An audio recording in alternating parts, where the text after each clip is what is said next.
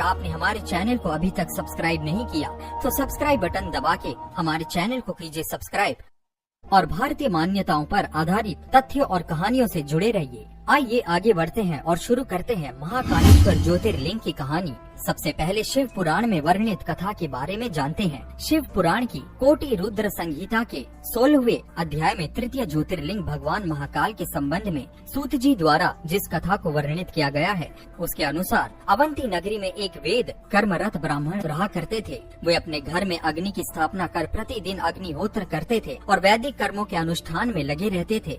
भगवान शंकर के परम भक्त व ब्राह्मण प्रतिदिन पार्थिव लिंग का निर्माण कर शास्त्र विधि से उसकी पूजा करते थे। हमेशा उत्तम ज्ञान को प्राप्त करने में तत्पर उस ब्राह्मण देवता का नाम वेद प्रिय था।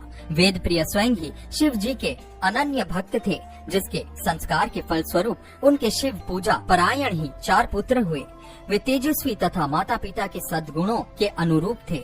उन 4 पुत्रों के नाम देव प्रिया, प्रिय मेघा, संस्कृत और सुवृत थे। उन दिनों रत्नमाल पर्वत पर दूषण नाम वाले धर्म विरोधी एक असुर ने वेद, धर्म तथा धर्मात्माओं पर आक्रमण कर दिया। उस असुर को ब्रह्मा से अजयता का वर मिला था। सबको सताने के बाद अंत में उस असुर ने भारी सेना लेकर अविंत यानी कि उज्जैन के उन पवित्र और कर्मनिष्ठ ब्राह्मणों पर भी चढ़ाई कर दी। उस असुर की आज्ञा से 4 भयानक दैत्य चारों दिशाओं में प्रलय काल की आग के समान प्रकट हो गए। उनके भयंकर उपद्रव से भी शिव जी पर विश्वास करने वाले वे ब्राह्मण बंधु भयभीत नहीं हुए। अवंती नगर के निवासी सभी ब्राह्मण जब उस संकट में घबराने लगे तब उन 4 शिव भक्त भाइयों ने उन्हें आश्वासन देते हुए कहा, आप लोग भक्तों के हितकारी भगवान शिव पर भरोसा रखिए। उसके बाद वे 4 ब्राह्मण बंधु शिव जी का पूजन कर उनके ही ध्यान में तल्लीन हो गए। उसने ज्यों ही उन शिव भक्तों के प्राण लेने हेतु शस्त्र उठाया, त्यों ही उनके द्वारा पूजित उस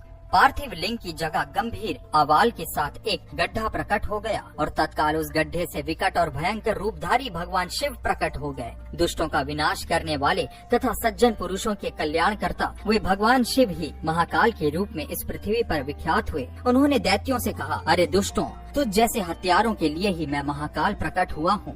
इस प्रकार धमकाते हुए महाकाल भगवान शिव ने अपने हुंकार मात्र से ही उन दैत्यों को भस्म कर डाला। दूषण की कुछ सेना को भी उन्होंने मार गिराया और कुछ स्वयं ही भाग खड़ी हुई। इस प्रकार परमात्मा शिव ने दूषण नामक दैत्य का वध कर दिया। जिस प्रकार सूर्य के निकलते ही अंधकार छट जाता है, उसी प्रकार भगवान आशुतोष शिव को देखते ही सभी दैत्य सैनिक पलायन कर गए।